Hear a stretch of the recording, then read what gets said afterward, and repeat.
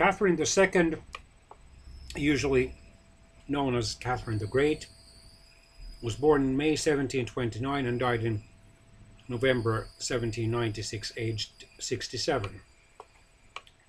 She was a German-born Russian empress, born as Princess Sophie of Anhalt-Zerbst. She succeeded her unpopular husband Peter III due to a palace coup in July 1762. Under her reign, Russia was revitalized, it grew larger and stronger, and was recognized as one of Europe's great powers.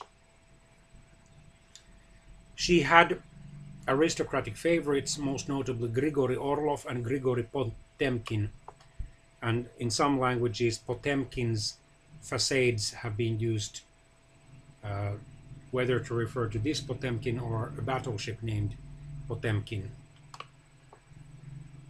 She also favored admirals such as Fyodor Ushakov. In the south, the Crimean Khanate was crushed following victories over the Ottoman Empire in the Russo-Turkish Wars, and Russia colonized the territories of Novorossiya along the coasts of the Black and Azov Seas. In the three partitions of Poland, 1772, 1793, and 1795, Russia gained a huge portion of that doomed country in the east and somewhat also in the center. Prussia and Austria were the other participants to those divisions. In the east, Russia started to colonize Alaska, establishing Russian America. She reformed the administration of Russian gubernias, or provinces, and established many new cities and towns.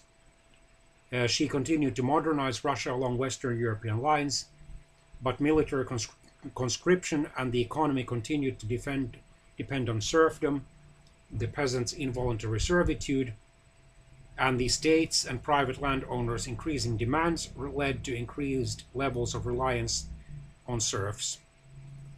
This was one of the chief reasons for the several rebellions that occurred during her long reign, including the large-scale Pugachev's rebellion of Cossacks and peasants, which was brutally crushed just like Stepan Ostenka Razin's rebellion a century earlier. The period of Catherine the Great's rule, the Catherinian era, is often considered to have been the golden age of the Russian Empire and of the Russian aristocracy. As a patron of the arts, she presided over the age of the Russian Enlightenment, a period when the Smolny Institute, the first state-financed higher education institution for women in Europe, was established.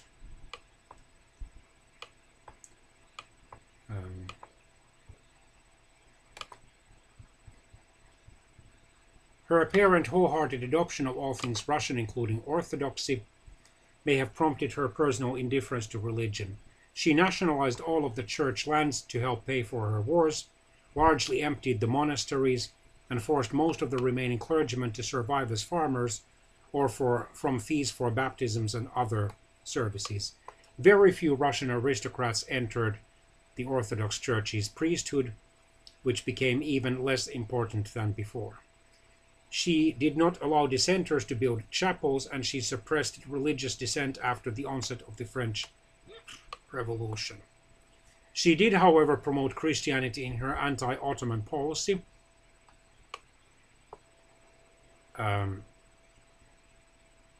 She did forbid Muslims from owning any Orthodox serfs and tried to persuade them to convert into Orthodoxy through monetary incentives. However, in 1785 she approved the subsidizing of new mosques and new town settlements for Muslims. This was another attempt to organize and passively control her country's outer fringes.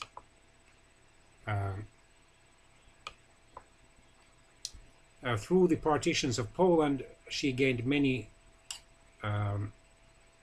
Jewish subjects.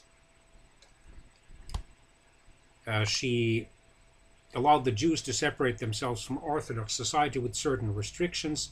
However, she levied additional taxes on them. If a family converted to the Orthodox faith, that additional tax was lifted. Jewish members of society were required to pay double the tax of their Orthodox neighbors. Converted Jews could gain permission to enter the merchant class and farm as free peasants under Russian rule.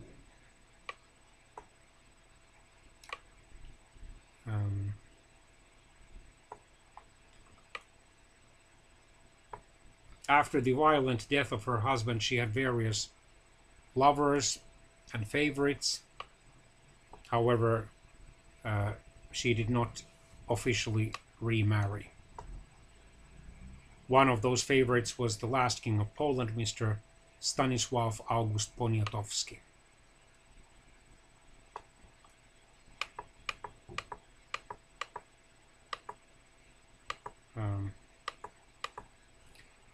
The serfdom became stricter during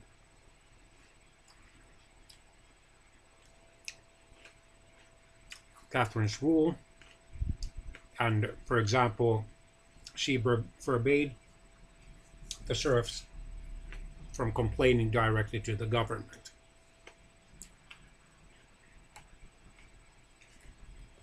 However,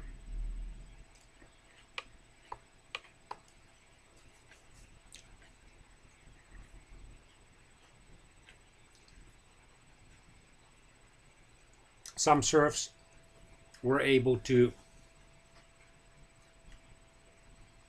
file complaints to the courts if their aristocratic owners failed to obey their contracts. And some serfs did manage to get freed. Some governors punished those abusive aristocrats, but this was by no means all-inclusive.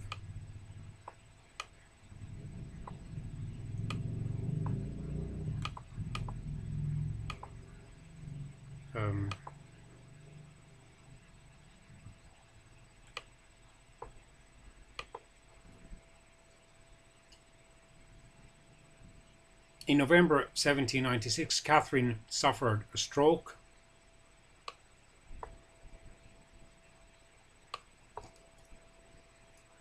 and died the following evening.